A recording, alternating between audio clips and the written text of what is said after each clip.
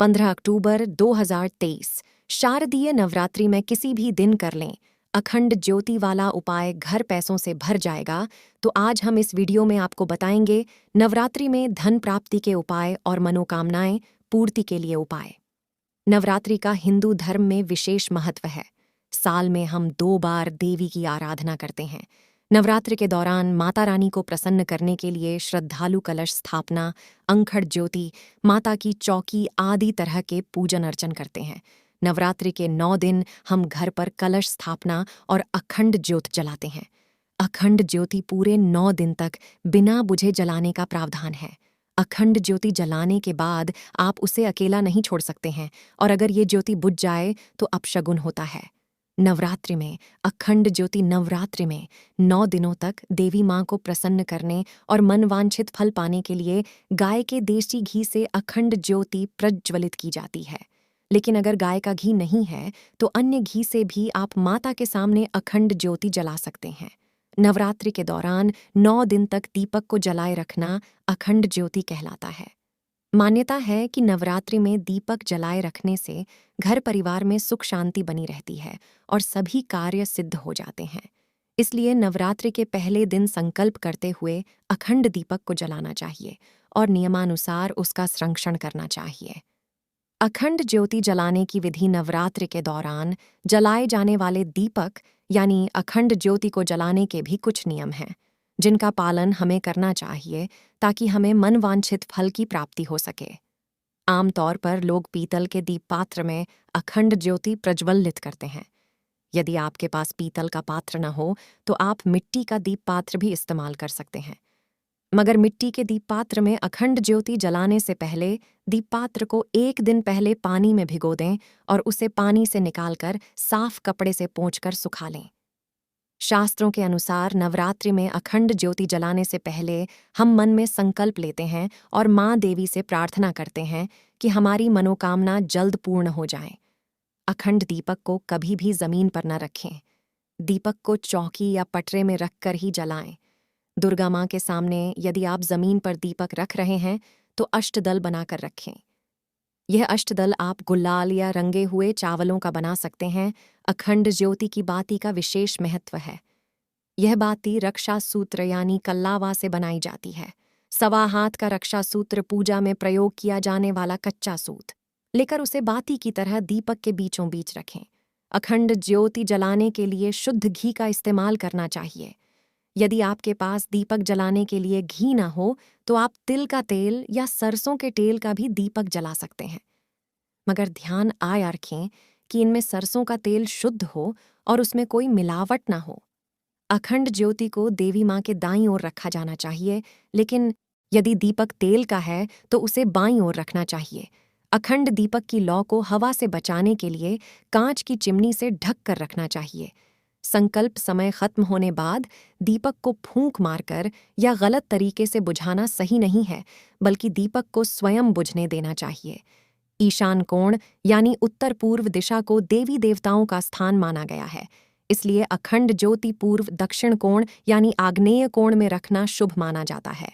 ध्यान रखें कि पूजा के समय ज्योति का मुख पूर्व या फिर उत्तर दिशा में होना चाहिए। अखंड ज्योत जलाने से पहले हाथ जोड़कर श्री गणेश, देवी दुर्गा और शिवजी की आराधना करें। दीपक प्रज्वलित करते वक्त मन में मनोकामना सोच लें और माँ से प्रार्थना करें कि पूजा की समाप्ति के साथ आपकी मनोकामना भी पूर्ण हो जाए। अखंड ज्योत जलाते वक्त यह मंत्र पढ़ें: एयुएम जयंती मंगला काली भद्रकाली कृपालिनी दुर्गा क्षमा शिवा धात्री स्वाहा स्वधा नमोस्तुते। या दीप ज्योति परब्रह्म दीप ज्योति जनार्दन दीपोहरति में पापम संध्या दीपम नमोस्तुते। अखंड ज्योति जलाने के शुभ नियम। नवरात्रि में अखंड ज्योति की लौ पूर्व दिशा की ओर रखने से आयु में वृद्धि होती है। दीपक की लौ पश्चिम दिशा की ओर रखने से में आँख बढ़ता है। दीपक की लौ उत्तर दिशा की ओर रखने से धन लाभ होता है। दीपक की लौ दक्षिण दिशा की ओर रखने से हानि होती है। यह हानि किसी व्यक्ति या धन के रूप में भी हो सकती है। किसी शुभ कार्य से पहले दीपक जलाते समय इस मंत्र का जप करने से शीघ्र ही सफलता मिलती है। अखंड ज्योति की गर्मी दीपक से 4 अंगुल चारों ओर अनुभव होनी चाहिए। ऐसा दीपक भाग्योदय का सूचक होता है। दीपक की लौ सुनहरी जलनी चाहिए, जिससे आपके जीवन में धन धान्य की वर्षा होती है और व्यापार में प्रगति होती है। अगर अखंड ज्योति बिना किसी कारण के स्वयं बुझ जाए तो घर में आर्थिक तंगी आने की संभावना रहती है। दीपक में बार बार बाती नहीं बदलनी चाहिए। दीपक से दीपक जलाना भी अशुभ माना जाता है। ऐसा करने से रोग में वृद्धि होती है और मांगलिक कार्यों में बाधाएं आती हैं।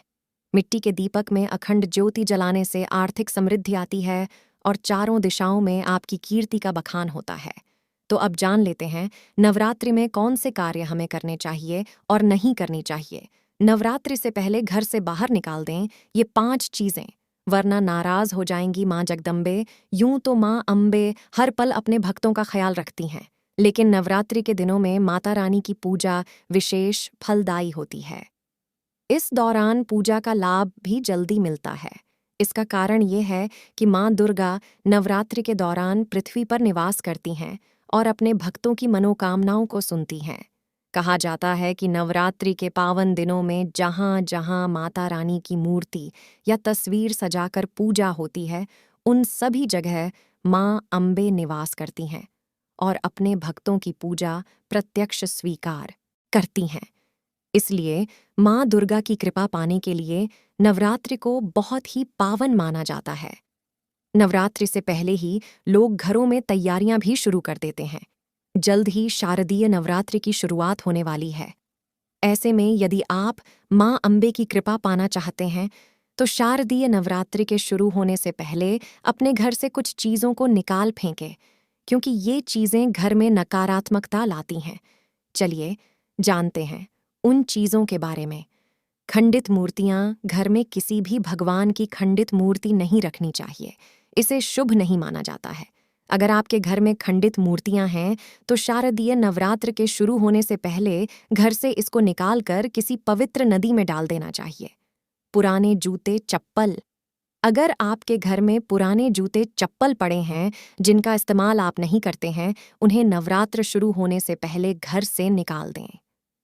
वास्तु जानकारों के अनुसार घर में पुराने जूते चप्पल रखने से नकारात्मक ऊर्जा आती है। बंद घड़ी, घर में बंद घड़ी रखने से परिवार के लोगों की तरक्की रुक जाती है और घर में नकारात्मकता बढ़ जाती है। इसलिए घर में बंद पड़ी घड़ी और अन्य फालतू सामान को नवरात्रि शुरू होने से पहले हटा दें। टूटा हुआ कांच या फिर इससे बनी चीजें रखने से घर में नकारात्मक ऊर्जा आकर्षित होती है, जिसके कारण आर्थिक स्थिति कमजोर होने लगती है। इसलिए नवरात्रि शुरू होने से पहले घर से कांच की टूटी हुई चीजें निकाल दें। कटी फटी धार्मिक पुस्तकें, वास्तुशास्त्र के अनुसार घर में कभी भी कटी फटी धार्मिक पुस्तकें नहीं रखनी चाहिए। यदि कोई धार्मिक पुस्तक फट गई है तो उसे नवरात्रि से पहले बहते जल में प्रवाहित कर दें। तो अब जान लेते हैं शारदीय नवरात्रि में हमें कौन से कार्य करने चाहिए और कौन से कार्य नहीं करने चाहिए। पहले हम जान लेते हैं हमें कौन से कार्य करने चाहिए। मूर्ति, घट और कलश सहित अखंड ज्योति की प्रतिदिन पूजा और आराधना विधिवत रूप में करें और माता को भोग लगाएं। 2. कई लोग अपने घरों में माता का जागरण रखते हैं और भजन कीर्तन करते हैं। 3. पूरे 9 दिन व्रत रखा जाता है। इसमें अधिकतर लोग एक समय ही भोजन करते हैं। प्रतिदिन दुर्गा चालीसा, चंडी पाठ या दुर्ग सप्तशती का पाठ करते हैं। 4. जब व्रत के समापन पर उद्यापन किया जाता है तब कन्या भोज कराया जाता है। 5. कई लोगों के यहाँ सप्तमी, अष्टमी या नवमी के दिन व्रत का समापन होता है, तब अंतिम दिन हवन किया जाता है। 6. अंतिम दिन के बाद अर्थात नवमी के बाद माता की प्रतिमा और जवारे का विसर्जन किया जाता है। सप्तमी, अष्टमी या नवमी के दिन व्रत का पारण कर रहे हैं तो व्रत का उद्यापन जरूर करें और 9 कन्याओं को भोजन कराकर उन्हें दक्षिणा देना चाहिए, तभी व्रत का फल मिलता है। नवरात्रि के व्रत में क्या नहीं करें। 1. इन 9 दिनों यात्रा, सहवास, वार्ता, गाली बकना, झूठ बोलना, क्रोध करना, गुटखा, पान, मद्यपान, मांस भक्षण और मसालेदार भोजन आदि कार्य नहीं करना चाहिए। व्रत में बार बार जल पीने से भी बचना चाहिए। इन 9 दिनों में काम, क्रोध, मद, लोभ जैसे मानसिक विकार मन में नहीं लाना चाहिए। 2. इन 9 दिनों में किसी भी प्रकार से किसी महिला या कन्या का अपमान न करें। 3. अधिकतर लोग 2 समय खूब फरियाली खाकर उपवास करते हैं। ऐसा करने से व्रत का फल नहीं मिलता है। उपवास को उपवास के तरीके से ही करना चाहिए। 4. अशौच अवस्था में व्रत नहीं करना चाहिए। जिसकी शारीरिक स्थिति ठीक न हो, व्रत करने से उत्तेजना बढ़े और व्रत रखने पर व्रत भंग होने की संभावना हो, उसे व्रत नहीं करना चाहिए। रजस्वला स्त्री को भी व्रत नहीं रखना चाहिए। यदि कहीं पर जरूरी यात्रा करनी हो तब भी व्रत रखना जरूरी नहीं है। युद्ध के जैसी स्थिति में भी व्रत त्याज्य है। 5. व्रत को बीच में ही तोड़ना नहीं चाहिए। यदि कोई गंभीर बात हो तो ही माता से क्षमा मांगकर ही व्रत तोड़ा जा सकता है। 6. अधोपवास अर्थात यदि एक समय भोजन करने का व्रत ले रखा है तो यह भी जानना जरूरी है कि भोजन में क्या खान और क्या नहीं खाना चाहिए। जैसे नवमी के दिन लौकी ही नहीं खाते हैं, मन से ही कुछ भी नहीं खाना या छोड़ना चाहिए। 7. मन माने व्रत या संकल्प नहीं लेना चाहिए। जो शास्त्र सम्मत हो वही कार्य करना चाहिए। अब हम जानेंगे इस वीडियो में नवरात्रि में धन प्राप्ति के उपाय के बारे में। इन पवित्र दिनों में माँ दुर्गा की असीम कृपा पाने के लिए कुछ ऐसे उपाय भी किए जा सकते हैं जो आपकी आर्थिक स्थिति को ठीक करने में मदद कर सकते हैं और धन लाभ के योग बना सकते हैं। 1. नवरात्रि के दौरान आप किसी भी एक दिन पानी में दही मिलाकर नहाएं। यदि आपके हाथ में पैसा लंबे समय तक नहीं टिकता है तो इस उपाय से घर में बरकत होगी और धन की वृद्धि होगी। 2. नवरात्रि के दौरान दुर्गा के 9 रूपों का हम स्मरण करते हैं। ऐसा माना जाता है कि वह हमारे लिए धन के योग बना सकती हैं। यदि आप नवरात्रि के किसी भी दिन पानी में हरी इलायची डालकर स्नान करेंगी तो आपको अपार धन मिलेगा। 3. नवरात्रि के दौरान आप धन लाभ के लिए माता लक्ष्मी की विशेष पूजा करें। इस दिन आप श्री सूक्तम का पाठ करें, इससे आपको लाभ होगा। 4. दुर्गा जी की नियमित रूप से पूजा अर्चना करें और उन्हें अष्टमी तिथि के दिन श्रृंगार की सामग्री चढ़ाएं। ऐसा करने से आपके लिए धन के योग तो बनेंगे ही और पति पत्नी के बीच संबंध भी मजबूत होंगे। 5. नवरात्रि के 5वें दिन सफ़ेद कौड्ढी, कमलगट्टे, साबुत सुपारी, हरी इलायची, मखाने सभी चीज़ें 5 की संख्या में लें और मुट्ठी भर हवन सामग्री के साथ मिश्रित करके 108 बार माला जाप करते हुए हवन करें। 6. नवरात्रि की पूजा के दौरान आप हनुमान जी के मंदिर जाएं और उन्हें पान का बीधा अर्पित करें। इस उपाय से आपके लिए धन के मार्ग खुलेंगे। 7. यदि आप नौकरी और व्यापार में उन्नति चाहते हैं तो पान के पत्ते का इस्तेमाल नवरात्रि के 9 दिनों में करें। इन दिनों में आप पान का पत्ता लेकर इसमें कुछ गुलाब की पंखुद्दियां रखें और माता दुर्गा को चढ़ाएं। इस उपाय से आपका रुका हुआ धन भी वापस मिल जाएगा। 8. नवरात्रि में अपने घर के मुख्य द्वार पर स्वास्तिक का निशान बनाएं। ये भी सुख समृद्धि का कारक होता है। यदि आप हल्दी या कुमकुम से स्वास्तिक बनाएंगी तो यह घर की आर्थिक स्थिति अच्छी बनाने में मदद करेगा। 9. नवरात्रि में कलश पर नारियल क्यों रखा जाता है या घट की पूजा की भी विशेष मान्यता है। इस दौरान यदि आप घर में किसी वजह से घट स्थापित नहीं कर पा रही हैं तो नियमित रूप से घट की पूजा मंदिर जाकर करें। 10 नियमित रूप से दुर्गा सप्तशती अर्गला स्तोत्र का जाप करें और दुर्गा चालीसा का पाठ करें। इस उपाय से घर में धन की वर्षा होगी। नवरात्रि में दुर्गा मंत्र का जाप भी विशेष होता है। इन दिनों में यदि आप इस मंत्र का जाप करेंगी तो लाभदायक होगा। अगर आपको वीडियो पसंद आया हो तो वीडियो को लाइक करें, हमारे चैनल को सब्सक्राइब करें और दोस्तों पास शेयर ज़रूर करें।